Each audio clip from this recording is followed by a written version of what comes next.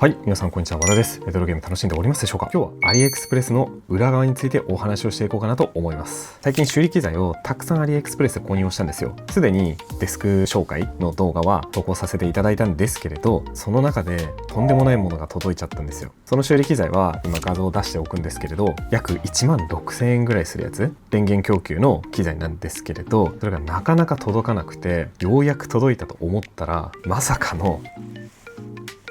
これやばくない？こいつが届きました。数週間待ってようやく届いたのがこれはやばいよ。本当に何の電源も供給できないじゃん。しかもこれタイプ A から C に切り替えるだけのものかな。使えるかどうかもわからないし、今時 A なんて使ってないからさ、詐欺に遭ってしまったわけなんですけれど、でも先にお伝えをしておこうかなと思います。僕はアリエクスプレスというサイト自体は付き合い方さえ間違えなければそれなりにいいサイトだとは思っております。ただ日本の通販感覚で使うと今回みたいな事故に遭うし、損してしまう場合もあるとは思います。ということで今日はレトロゲーマーが普段どんな感じでアリエクスプレスを利用しているのか、そもそもアリエクスプレスって何なのかっていうところを紹介していこうかなと思います。ちなみに僕過去にアリエクスプレスさんの案件もやったことがありまして、こういう実態だったりとか海外でよくある偽物の話だったりとか、そういったところも直接お話ししたところもあったので、それに関してできる限りお話をしていこうかなと思います。案件なくなりそう。それじゃいきます。そもそもアリエクスプレスって何なのかっていう話なんですが、中国のアリババグループっていう超巨大企業が運営している EC サイトです。工場やメーカーもそうなんですけれど、小規模な個人商店の方々も出品されているような EC サイトになります。僕は修理機材は Amazon で買うことが多いんですけれど、修理の部品に関してはほぼアリエクスプレスです。最近は別の動画でも紹介したように、機材すらもアリエクスプレスで購入をしています。かなり買ったね。最近いくらぐらいだろう、2、30万円分ぐらいは購入しちゃったんじゃないかな。ガチで。例えばそういうガチな修理機材じゃなくても、ガチ修理始める前だったら IPS 液晶画面とかボタンとかシェルとかゲームボーイアドバンス SP の充電を変更するための Type-C コネクタだったりとか、スピーカー不良で交換のスピーカーだったり、ちょっと前は抵抗も買いましたね。そういったものをほとんどアリエクスプレスで購入をしています。本当に品揃えがすごくて、国内じゃ見つからないような電子部品までとにかく何でも揃ってます。もちろん電子部品以外にも何でも取り扱っていて、アパレル品だったりとか日用雑貨だったりとか、その他にもいろんなものがあります。ゲーム以外でとりあえずお試しで使いたいから、ちょっと作りが雑でもいいから大量に欲しいっていう時は本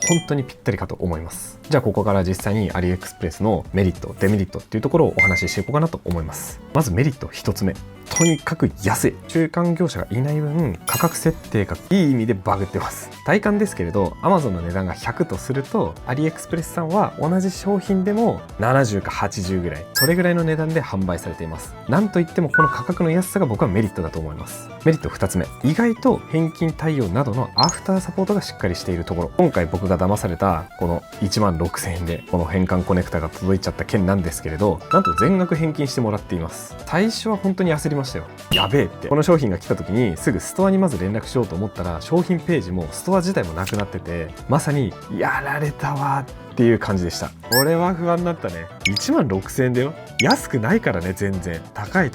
これは本当に焦りましたよ、僕も。ということでストアには連絡できないので、運営さんに連絡をしたところ、割とすぐ返信がもらえまして、 2、3日程度で返金処理が確定して、1週間ぐらいで返金がされましたという感じで、アフターサポートが割としっかりしてるところは結構安心材料なんじゃないかなとは思います。あとこれはメリットと言えるかどうかわかんないんですけれど、実体験で不良品が届いたので返品と注文キャンセルしようと思ったら、返品は不要でもちゃんと返金をしてくれました。それでも結局捨てるだけではあるんですけれど、でも返金はちゃんとしてくれたし、返品対応をしなくていいっていうのは楽でしたね。それと間違って多く届くこともあったんですけれど、この時も返品しようとしたらそれはしなくていいって言われました。単価は500円ぐらいだったんでそんなに高くはなかったんですけれど、確か思い出したところで言うと、なんか僕側が信頼できる購入者みたいな文字だったかマークみたいなものがあって、全員じゃないかもしれないんですけれど、そういうものがあってそういう対応をしてもらいました。確かに返品対応をしたら送料とかの方が高くなると思うんですよ、海外なんでね。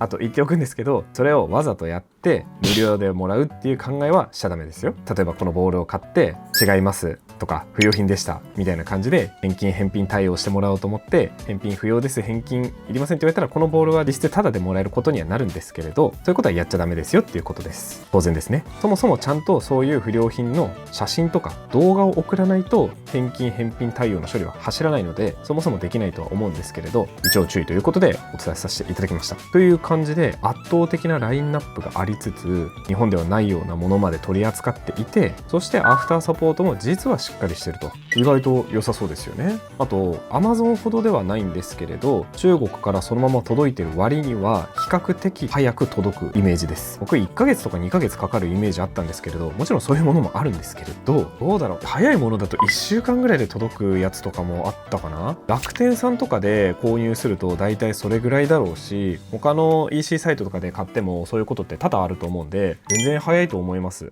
てか Amazon が早すぎるだけだと思う。じゃあそんなアリエクスプレスさん、どんなデメリットがあるかというところ、これについてもお話ししようと思うんですが、まず1つ目、送料。商品代金だけ見て安っって思っても、決済画面まで行くと送料が数千円乗っかることとかもザラにあります。なのでその商品は送料無料なのか、何点か購入すると送料が無料になるパターンなのか、そういったところまで確認をしないと Amazon より高くなってしまうこともあります。ちょっと実際見てみますか、せっかくなんで。ではですね、今 IPS 液晶画面を調べたところなんですが、例えばこちらの商品買うかどうかはさておきですけれど、これを見る感じだと送料無料って書いてありますね。なのでこのゲームボーイアドバンスのシェルだったりとか IPS 液晶画面を買っても送料はかからないと。これだったら安いですね。画面のみだったら7564円で、このシェル付きだったら11354円と。これいいですね。じゃあその隣 SP だね。 SP の IPS 液晶画面なんですけれど、これは7790円なんですけれど、こちらを見ると送料が795円、約800円ぐらい乗っかると。こんな感じで意外と安いのかなと思って購入しようとすると、送料がかかるのかかからないのかっていう判断をしないと後から痛い目見ますね。マジで送料全然高いものとかあります。大きいもの今回たくさん頼んだんですけれど、今回っていうのは修理機材買った時なんですけれど、1000円以上5000円ぐらいかかるやつとかもあったかな。まあそれはでもしょうがないですね。じゃあ次、これがね個人的にはあまりよろしくないかなとは思うんですが、2つ目のデメリットは粗悪品や偽物が横行していること。とにかくこれ、さっきの送料とかの問題もあるんですけれど、あれはちゃんとしたものが来れば許容できるんですよ。ちゃんと高いお金払って、それでちゃんとした製品が届くなら皆さん文句ないと思いますけど、物が違うとか壊れていたとか偽物だったとか、ここはね許容はできないんで、特にここは注意しなくちゃいけない点だと思います。僕が経験した中で粗悪品というところで言うと DS や DS ライトの液晶画面、これねしかも2度経験しました。1度目はそもそも作りが違かったんですよ。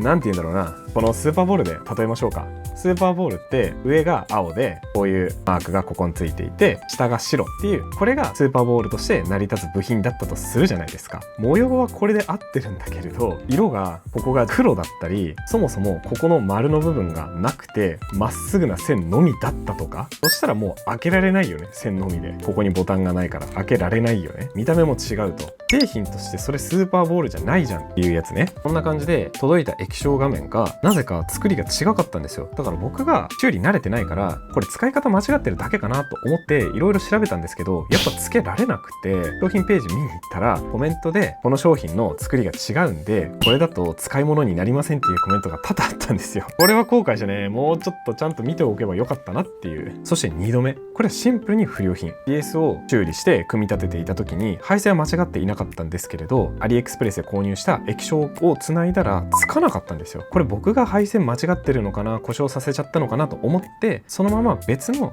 純正の液晶画面をつなぐとそのまま普通についたんですよ。ってことはもう疑うべきは液晶画面しかなくて、断線とかもしてなかったんでね。なので不良品に当たってしまいました。それが1枚とかだけではなくて2枚とか3枚ぐらいあったと思います。正直どこの通販サイトでも不良品とかそういうものは一定あるのは間違いないんですけれど、その確率が比較的高いかなっていう感覚を僕は持ってます。あくまで僕個人的な感覚です。しかもそういう液晶画面とかってすぐに不良品かどうかっていうのを確認できないので、ちょっと込み入った部品を大量買いする、まとめ買いするっていう時は僕は注意が必要かなと思っています。でもこれらに関してはストアの評価だったりとか商品自体の評価とコメントを見ることである程度見分けはできるんじゃないかなとは思います。これもちょっと見てみましょうか。さっきのゲームボーイアドバンスの IPS 液晶画面とシェルが販売されているもの、これだとレビューは459件あって星が 4.6 と、これめちゃめちゃ信頼できそうですよね。でレビュー飛んでみるとこんな感じですと。でこの辺りにこんな感じでコメントが並んでいて、もっと見るを押すと詳細まで見れると。たまにこの中でどんな風に接続するとやりやすいとか、こんな風にするとうまくいくとか、そういうコメントもあったりします。本来だったら概要かっていうところに使い方とかスクショ付きでこういう風にやるんだよっていう風に情報が整ってることもあるんですけれど、こんな風にね、ここに貼るんだよっていう写真だったりとか、明るさ調整とかカラー変更とか出るメニューが出せるんですけども、この配線はこういう風にするんですよとか、そういうものが載ってるんですけれど、載ってないものもあります。そこでコメントとか見るとある程度判断できるんじゃないかなと思います。ちなみに余談なんですけど、この IPS 液晶画面ってアドバンスはこのモデルだと専用シェル買わないと入んないんですよ。なので多分これはちゃんと読んでないんですけれど、純正シェルだったら多分ここをカットしなきゃいけないよとか、そういうことが書いてあるんだと思います。あとストアの見方なんですけれど、僕あんまり正しい見方わかんないですけど、このコメントの方に飛んでいってここに来ると、ここにストアってあるんで、このストアを押すと多分これがそのストアになると思うんですよ。実際売ってるしね、アドバンスの IPS 液晶画面とかそれ以外のやつとかね。これのストアの評価が基本的には 95.7% が肯定的なフィードバック、多分さっきの評価だよね、星だよね。そして1086のフォロワー数がいると。こういったところの評価だったりフォロワー数を見て、あとこのゴールドとか書いてあると思うんだけど、これも多分判断の一指標にはなるんじゃないかなと思います。そして僕個人的にこの辺見た方がいいなっていうのがこの販売点数、この IPS 液晶画面は2000点ほど購入されていると。この購入数が多ければ多いほど僕はなんとなく安心できます。やっぱ1個2個だけで終わってるものはちょっと不安ですね。5点しか購入されてないのに星が2とかね、さすがにそういうのは怖くて僕は買えないです。という感じで、先ほどそのストアと商品の評価、コメントって言ったんですけれど、僕はここの販売点数とかも割と気にをしています。そして2点目で言っていた偽物に関して、これね、本当に怖いよね。人気のブランドやメーカーの商品、これらは買わないと正直わかんないし、僕は基本的にゲームしか見てないんだけれど、基本的には偽物だと思ってます。本当にそうなのかどうかっていうのを一度だけ検証で購入したことあるんですよ。元はあったっけかな。これポケモンの初代赤の海外版です。これ偽物です。これがなぜ偽物かどうなのか、あとはその見分けの方法だったりとか、これに関しては別の動画で紹介をしているので、そちらを見ていただければなと思うんですけれども、そうです、僕がこれ検証で購入したところ偽物だったんですよ。でもね、作りはね、チャッチいところはチャッチいんだけれど、技術的には結構高いところもありました。今の技術だったら当然だと思うんですけれど、昔のこういうゲームソフトってボタン電池がないとプレイできないんですよ。厳密にはプレイできるんですけれども、セーブデータの保存ができないんですよ。なのに基板の大きさが従来の半分以下とかで、ボタン電池も使わなくてもセーブができる。そして維持もできる。なんなら検証でこれと正規品の海外の赤と通信のテストをしてみたら、それもできちゃったんですよ。でもこれ偽物です。絶対に購入をしないでください。そういう商品が出回っているんですね。こういうのを買っちゃうと購入者側がどうなるかっていうところなんですが、罪に問われることはほぼないです。基本的にはそういう偽物を売っている側が罪に問われるんですけれど、それは分かってて購入をしたり、かつ悪質だったら購入者だったとしても、その違反をしている業者の幇助、要は手助けをしていると見られることもあるので、基本的には買わないようにしましょう。あとゲーム関係で言うとエミュレーター、これも基本的には手を出さない方がいいと思っています。最近 TikTok でもめちゃめちゃ流行ってるよね。出だしが今しか買えないかもしれないみたいなよくわかんない出だしで始まるやつ。まあ確かに摘発されるかもしれないから、ある意味今しか買えないのかもしれないんだけれど、そういう動画が出ているやつ、あれは実は TikTok ショップが始まる前からアリエクスプレスにはありました。詳細には書いてないんですけれど、実際それもちょっと見てみましょうか。こういうやつね。これ見たことあるでしょ絶対 TikTok とかで。じゃあこれ開いてみますよ。 R36S と。これ多分詳細には書いてないと思うんですよ。何のゲームが入ってるとかね、書けないと思うんですよ。書いてないとは思うんですけれど、ものによっては書いてあることもあるんですよ。これとかね、これやばくない？ほら動画、ポケモンの金海外版だけどさ、ちょっと音声一回切るけどダメじゃんこんなんさ。ほら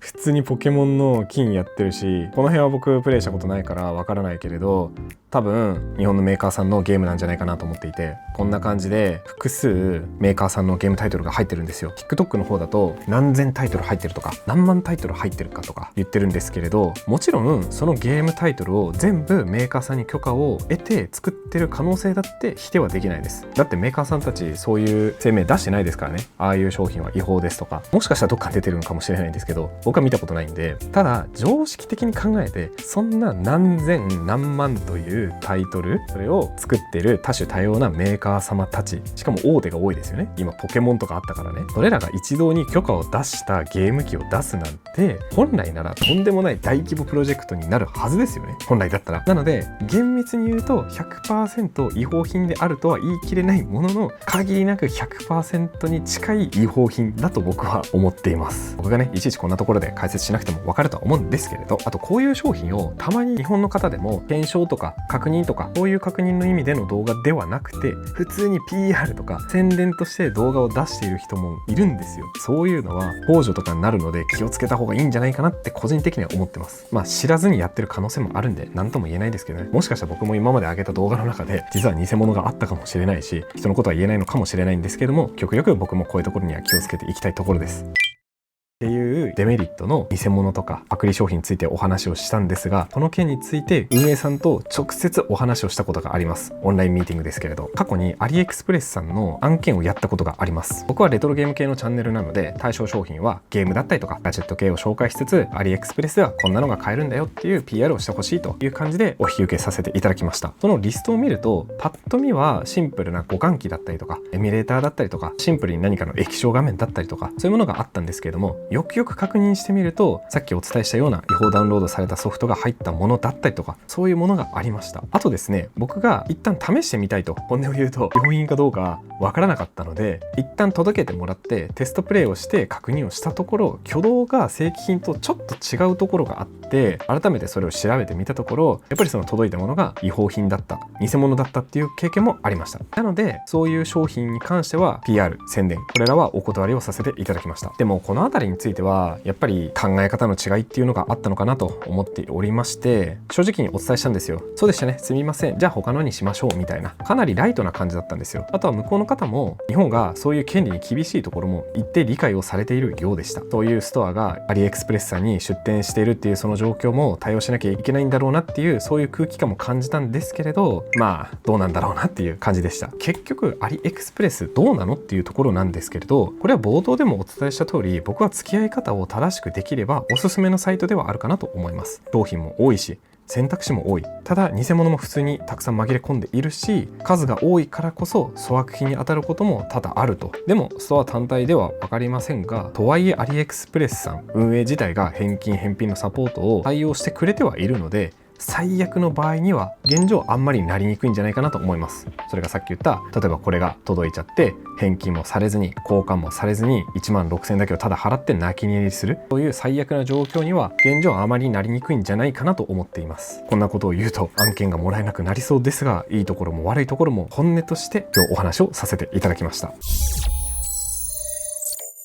ということでいかがでしたでしょうか。本日は偽物が届いたっていうお話と、アリエクスプレスさんどういうものかっていうことについてお話をさせていただきました。多分今後も僕は部品の購入だったりとかをアリエクスプレスさんを通じてしていくかなとは思いますが、やはり注意は必要かなと思います。今日のメインのところでお話はしなかったんですけれど、例えば普通に購入をして向こうの都合でやっぱり購入をキャンセルさせてほしいでいきなりキャンセルになったとか、お金はもちろん返ってくるんですけれども物が届かないとか、もう一回別のお店で買ったらそれもなんかキャンセルになって届かないとか、そういうこともあったりしたので、皆さんが Amazon とか楽天さんを使ってる感覚でやろうとすると少し違和感があるかもしれないんですけれども、そのあたり慣れたり目利きをしていけばそういうトラブルに巻き込まれることはないんじゃないかなとは思います。今後も購入品だったりとか部品についても紹介していこうかなと思いますので、ぜひチャンネル登録とグッドボタンよろしくお願いいたします。それじゃまたねー。